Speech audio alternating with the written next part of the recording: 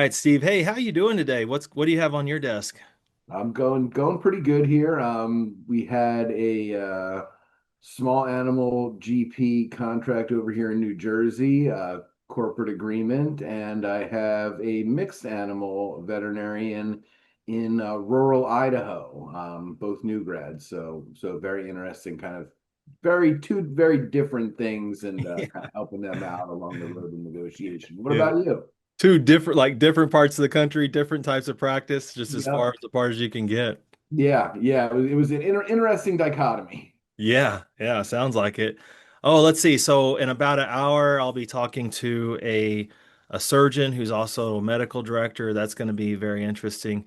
I've got a cardiologist that we're just finishing up with, a dentist up in New York that we're just finishing up with, a veterinary dentist, and then let's see, we have oh, and then just several partnership issues, going on. So it's like a day of negotiation. That's really what we need to talk about today, and especially with you with the new grads, with me dealing with more of the specialist route.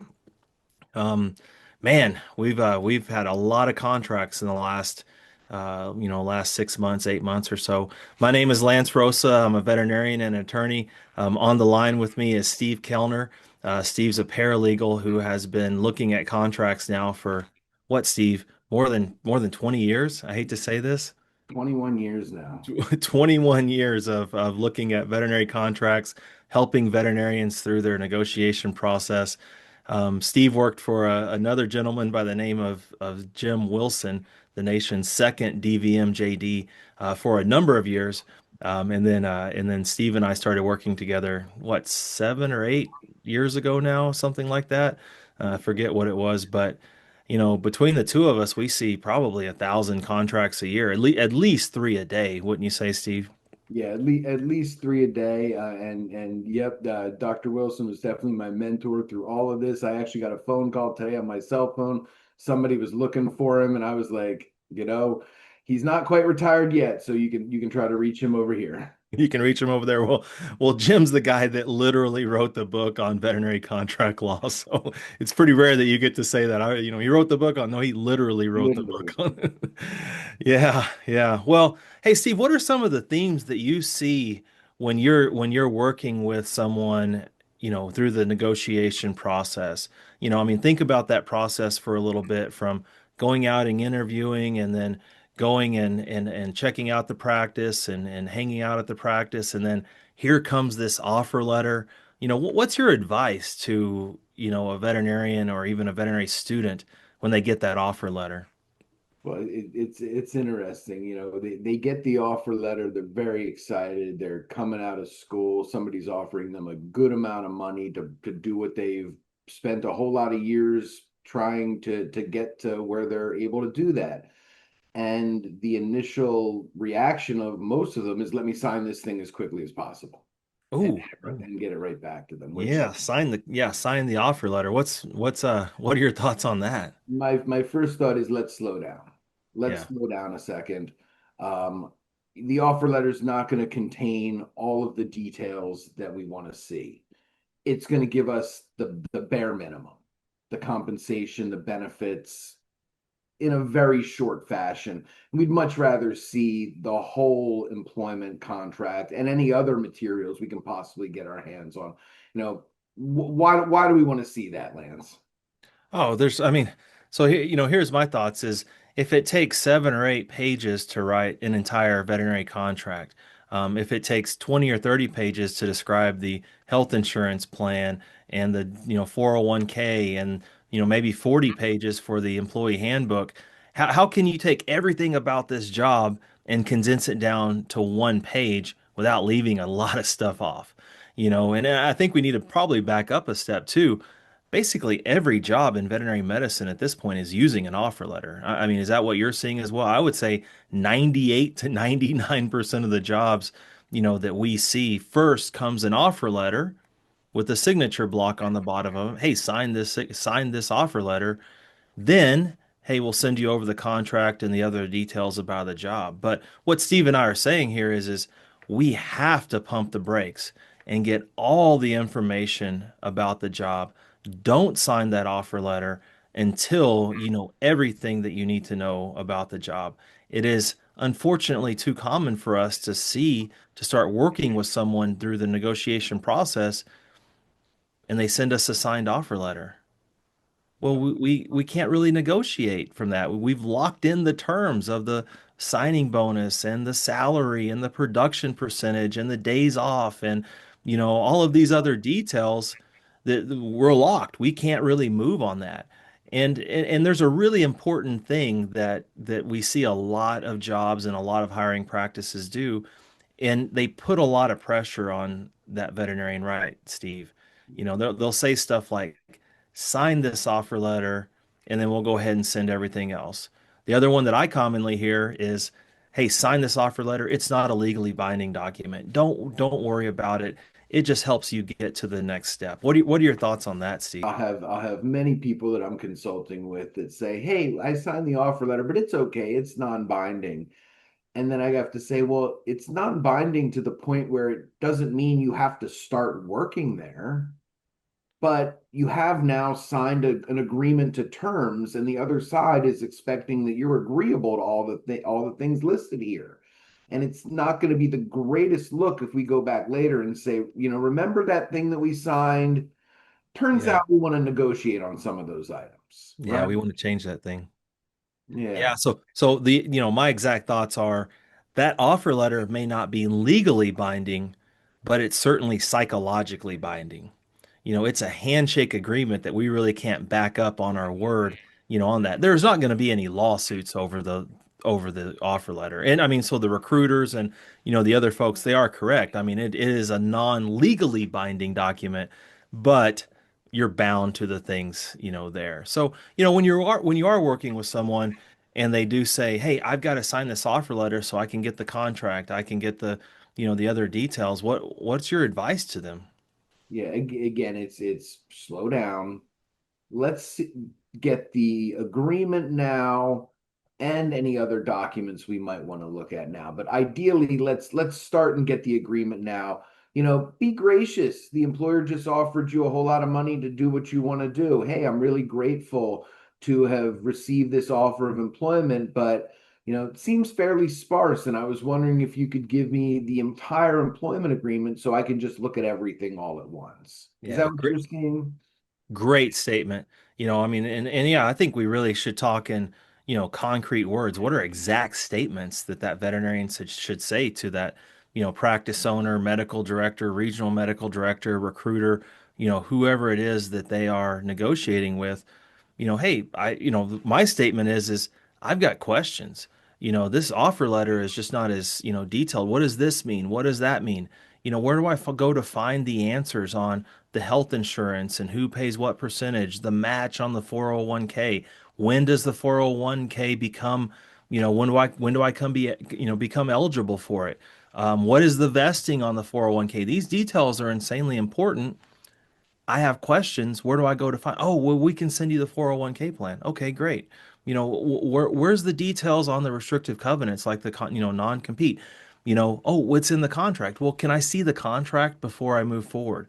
And so, it's not a function of demanding or, being obstinate about this thing. It's just a function of being nice and, hey, I've got questions, and, and they should provide answers, if they want to sign you to the job.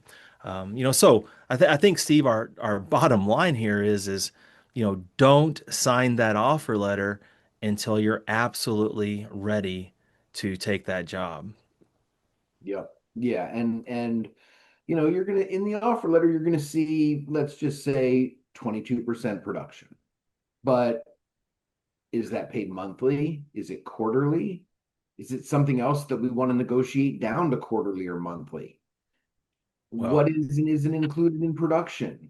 yeah. You Is there negative accrual? We don't know. you opened a huge can of worms by saying the word production, which 85 or 90% of the contracts that we see, have production. I think we could have an entire podcast just on production. We could talk for 45, minutes just on the concept of production. But you're right. there's never enough details in that offer letter about, about things like production and all those details are really only found in the contract itself. Yeah. Yeah, what happened? What do you do when someone is when the person on the other side, the hiring practice is really kind of obstinate and doesn't want to give the contract? Hey, you have to sign this. We can't move on to the next step. What's your kind of next move there? If we get to an absolute stopping point and the associate still wants to proceed and take the position and negotiate, the only thing I think you can do at that point, or the best thing you can do at that point, is to tell the associate, look, if they're going to gatekeep the agreement behind the offer letter, we need to negotiate every single thing and only every single thing that we're seeing here. It leads to a more protracted process, because then you negotiate on everything in the offer letter, sign it, they get the agreement, and now we have to negotiate again on the things that were not in the offer letter, right? Yeah, it's kind of doubled up the process. And so, in my perfect world, the offer letter never gets signed. So the offer letter's thrown out there on email. Hey, check this out. Hey, ask some questions. Hey, can I see the whole contract? Can I see all the other stuff? The offer letter just floats off into space. And then, as you're saying, Steve, we start to negotiate the actual contract itself, and the offer letter just goes away. It may never get signed because when we actually go to accept the job, we're going to sign the contract, itself. And that really brings me to a point, Steve. You said something that kind of reminds me of something, and this is, my old mantra: everything is negotiable. So a lot of practices that we work with, the big practices that have thousands of veterinarians, they say, this is a boilerplate document. This is everyone else has this. This is our process. We don't give the contract until the offer letter is signed. What's your thoughts on that, Steve? How often does that actually play out? Yeah, no, I mean, usually we can get the full agreement if we ask them enough, and everything is always up for negotiation, unless the associate is getting gets the contract, doesn't read it, doesn't look at it, signs it, and that was the case with that was the case of a friend of the client that I was speaking to from New Jersey, same company, same contract, they got the contract and just signed it away. Yeah, well, I mean that really kind of drives home the point, about everything's negotiable. So, I'm taking a wild guess here, Steve, but probably 80% of the veterinarians out there don't negotiate their contract at all.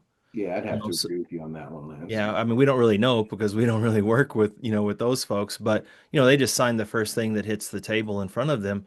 Well, if you're a hiring, practice, if you're hiring veterinarians, it behooves you, to come in and lowball and undercut the process because there's an 80% chance that you could save yourself, 20, 30, $40,000 if this veterinarian does not push back.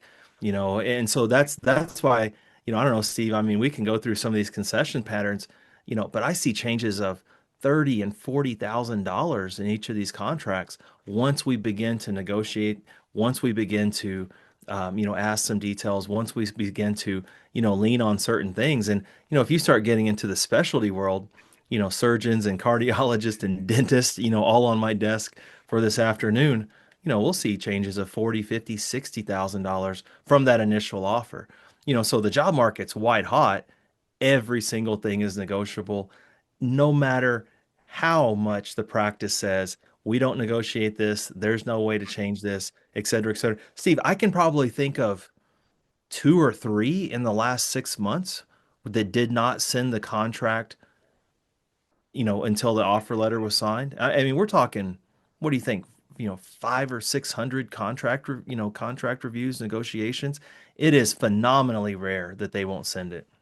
Yeah, absolutely, absolutely, completely rare that they won't end up sending it in the end. If Yeah. you if and one of the big things about everything is negotiable. One of the first things I ask people, mainly regarding the compensation section, what I want to know is, was this their first offer?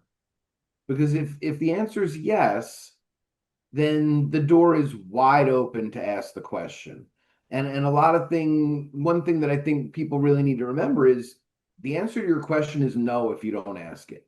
Yeah, And that's nobody's exactly going right. to turn you away for asking a question. Yeah, that's a really good point. I mean, let's think back to, to all the contract reviews that we've done, Steve, all the negotiations, and we push pretty hard, right? I mean, we push people to their absolute absolute limit. Like, it's very common that I'll work with a veterinarian, and they'll say, "Are you sure that we got the best deal that we could possibly get?" And I mean, there is crying and wringing of hands.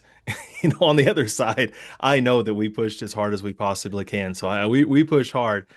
And Steve, how many times can you think of that the offer, the job actually got pulled? Like, hey, we don't want to hire you anymore because you negotiated. What do One, you, one? one. Well, two, but the second one, once a regional manager got involved, the offer was put back on the table. I remember that, Steve, that it was like, oh my gosh, we made a huge mistake. We want to hire you after all. It turns out we do want to hire you. I remember you calling me and saying, "Hey, we had number two. Two of them, two, did not ultimately take the job. Two of the, two practices backed out of all time." And then you call me back like 24 hours later, and you're like, "No, that was a mistake. They ended up they ended up very sorry for Yeah, that mistake." they went right up the associate jumped over the person they were dealing with to the regional manager. The regional manager stepped in, the offer was put back on the table. Offer was put back on the table. So, here's how I think about that, Steve. So, have you ever gone skydiving before? No. No, I haven't either. I would never jump out of a good plane. But let's just say hypothetically that there's a 1 in 5,000 chance that the chute doesn't open. I don't know what the odds are when you go skydiving. Maybe it's 1 in 5,000, maybe it's 1 in 10,000. But the point is, we have to tell our clients, just trust us. The chute is gonna open. We're gonna push hard. We're going to ask for what you need. They're not gonna pull the job out from under you. And in the 1 in 5,000 chance that they actually do, I remember calling that person, that ultimately lost out on that job. And I remember the conversation, and it was very much, hey, you did yourself a favor. You know that this is not a good practice to work for. And she was like, absolutely. I'm so glad that they pulled that job because I would have found out 4 months, 6 months, 8 months down the road that it's not a good practice, not a good culture to work in. Yeah, and I mean people come in and they why should I negotiate? Why should I negotiate? Negotiation it's not a worthwhile thing for me to proceed. I just want to take the job as is. And what disservices do you feel like they're doing to themselves there, Lance? Yeah, as far as not negotiating. Yeah. Oh, I mean, so there's no doubt that money's going to be left on the table. There's no doubt that PTO days are going to be left on the table. There's no doubt that the little things, Steve, I mean, the things that, they don't make a lot of difference money wise, but having your CE days paid off, having a good, healthy CE allowance. And so you can go to that conference that you want, that you can take your spouse along, that you can that you get the CE. Well, it may be just $2,000 or $3,000 in difference, but when that actually happens, that's a big deal. And for me, really, Steve, I think a lot more about jobs than about money. And my mind really goes to the wellness situation and let's just call it a crisis in veterinary medicine, honestly. You and I spend a lot of time, thinking and talking about, hey, this veterinarian got this kind of, we got, $30,000 or $25,000. And, that's great. We all have to live off of money and, money is important. But, sometimes we need to stop and think, what's actually going on in that person's life? They're going to be in that practice for, 8, 10, 12 hours a day. This is going to be years of their life, Mhm. that's tied up in that practice. And it's of no consequence that the turnover rate in veterinary medicine is so high. I've seen some statistics that say the turnover rate, is in the 50 to 60% range. So, people take a job and 12 to 18 months later, they're looking for another job and they're looking for another job. And I think about, and we take these calls every day, Steve, right?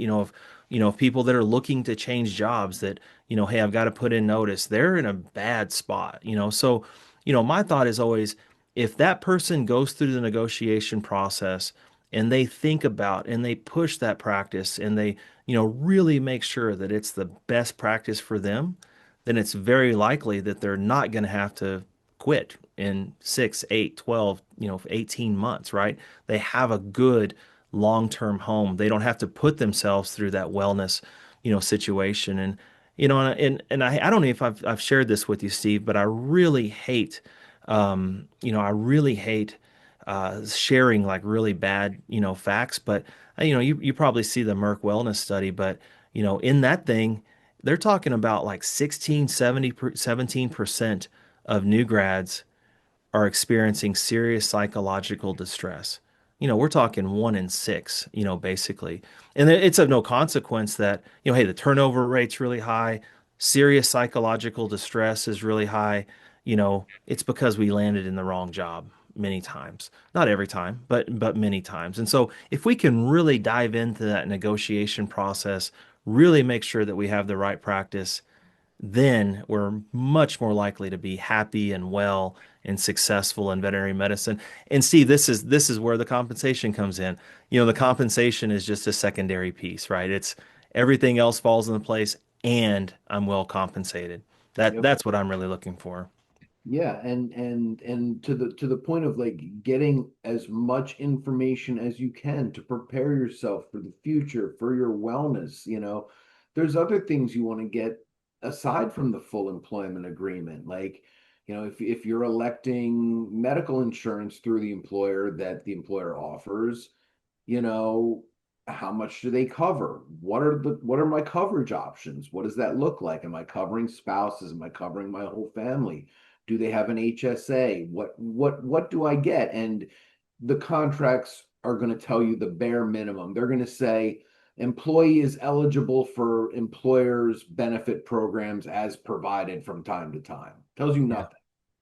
Yeah, yeah. I remember I just had one a week ago or 2 weeks ago where the veterinarian really was dialed into, what was the deductible on the health insurance plan, what kind of out-of-pocket expenses were going to be expected, what were the maxes, and she did all of her homework on that, and really understood, hey, this insurance plan of this employer is way worse than the other employer. I'm going to be out several $1,000s per year. And here's what was going on, Steve, is she was contemplating starting a family. So she was looking at maternity leave. She was looking at what's it going to cost, when we meet our deductible and we, start to talk about maxes, through OBGYN visits and, in the hospital and getting the baby out of the hospital and all of that stuff. And so she said, hey, I'm going to be out 4 or 5 thousand extra dollars, and so on that one, Steve, we actually came up with something pretty creative. I didn't tell you about this, but we started an HSA for that veterinarian. So the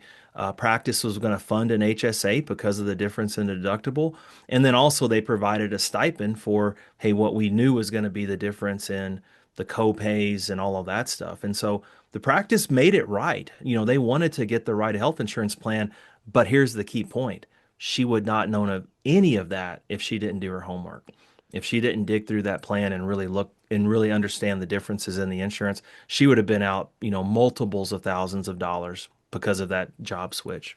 And there's so many people that are not doing that level of due diligence, and it's important. It's important. It could make the difference from you deciding, hey, this job might have a little less compensation, but the wellness components, the PTO, the thing, other outside things that I'm being provided that I want, maybe they're going to pay for an extra CE certification outside the allowance, things that are more softer than just hard compensation may lead you to move in that direction, and that's something that the associate really needs to consider. I kind of say that negotiating your employment contract is a big exercise in know yourself. No, yeah. Well, that's the first thing that they teach in negotiation training, is you got to know what you want Mhm. before you can tell the other side what you want. And you definitely can't expect the other side to guess what you want. And so, the first step is to stop and, and sit and think, what are my interests? What are the things that are super important to me? And literally write them down on a piece of paper, Mhm. and rank them and say, one, two, three, four, these are the things that I need. Go into the negotiation knowing I've got to meet these goals. Don't ever expect the other side to read your mind. Just not going to happen. And that is the basis of negotiation, way more than just asking for more money.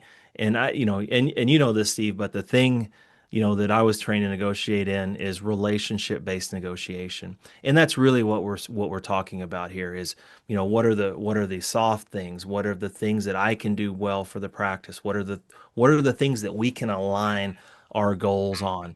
Before we get to the hard stuff like, talking about salary and days off and restrictive covenant, non-compete radius, those things, we have diametrically opposed or opposite interest. Yeah, we're looking for the complementary interests. And even in any question you ask, even if you're asking for something for yourself, you can always frame it in a complimentary fashion. I mean, we're talking about asking for all of the documents. So one of the things I'd like people to get a hold of is the employee handbook. And, how are you going to ask for the employee handbook? Well, you could say, "Hey, can I see the employee handbook because I want to see it?" And okay, you might get it, you might not. But if you ask it in a fashion of, hey, I'd really like to see what the policies and procedures are at the hospital. I want to make sure when I arrive that I can focus on good medicine, bonding with your clients, learning the staff, and not worrying about did I hit the dress code right today. Yeah. And that makes that the employers hearing that and they're saying, oh wow, they're really focused on this other stuff. Of course, here, have the employee handbook, get ready. We want you to come in and work well with our practice.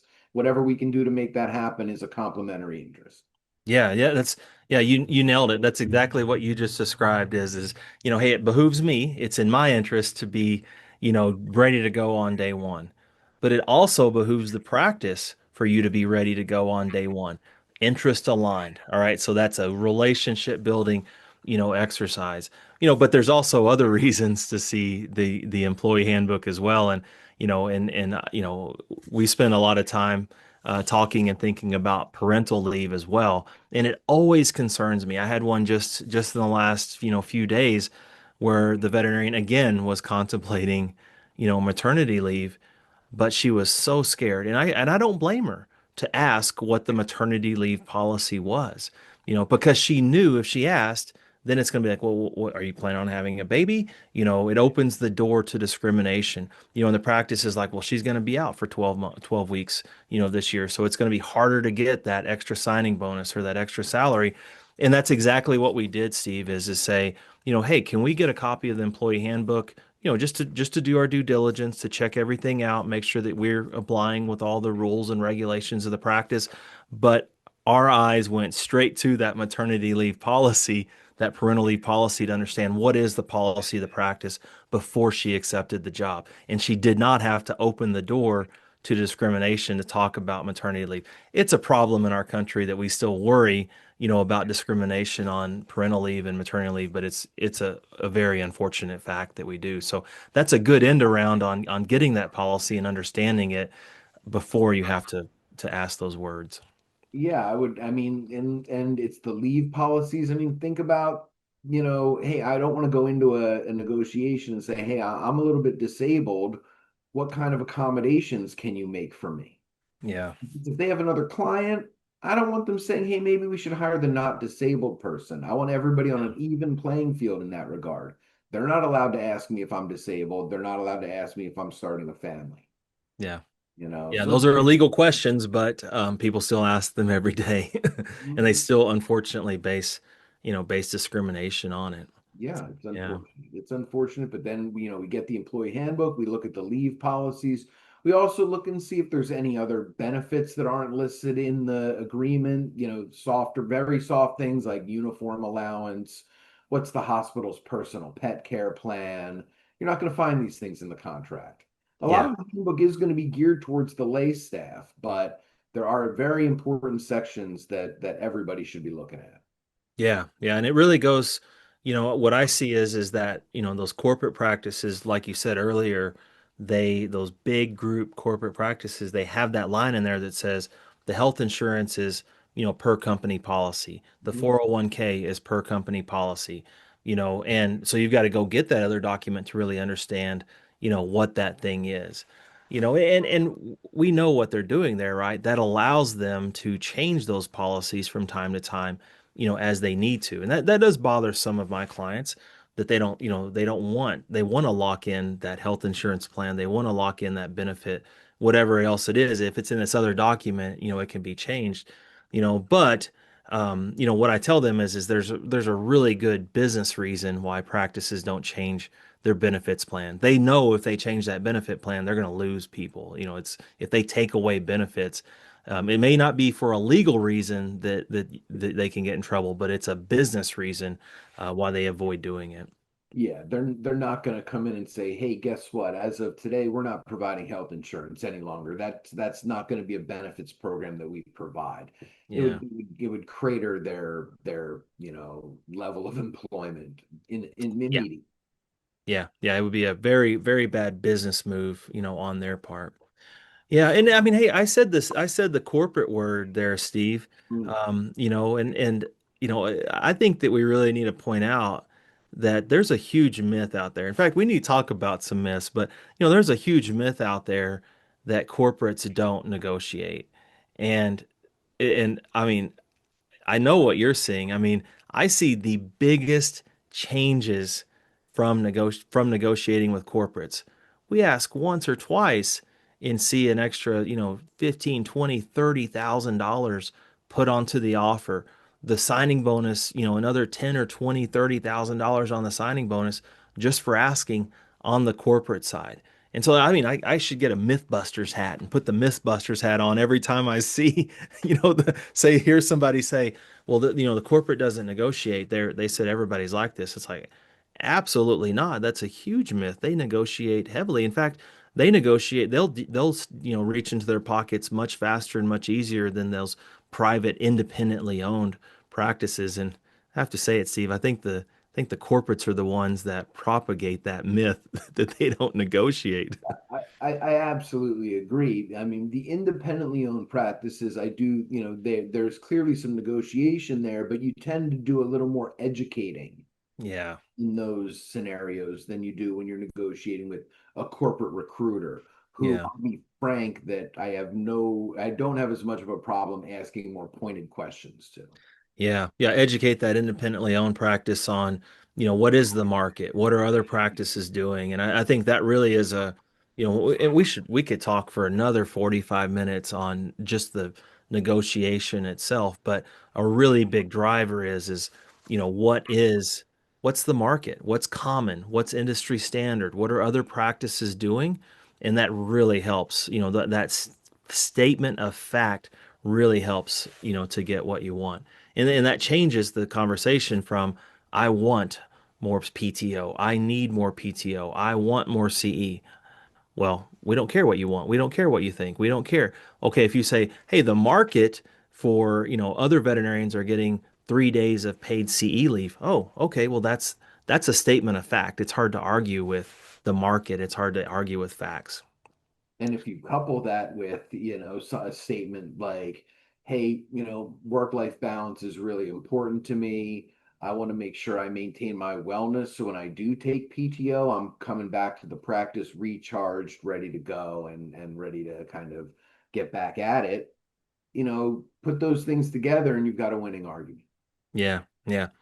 Hey, Steve, I hate to cut this short, but I've got to talk to a surgeon here, a veterinary surgeon, to help negotiate her contract. But Absolutely. I just saw an email come in, and I've got somebody that has drafted up their negotiation points. I think I'm going to have to get a bell, so every time we hit on a topic that's going to be good for another episode, we'll ring that bell. yeah, we need We to be don't have to writing be this able to talk down. about anything in this Yeah. in Well, a short amount of time frame every time. we'll forget it. But I think we should summarize. All right. So one myth, corporates definitely negotiate. The myth is, corporates don't negotiate. So we've got to bust that myth.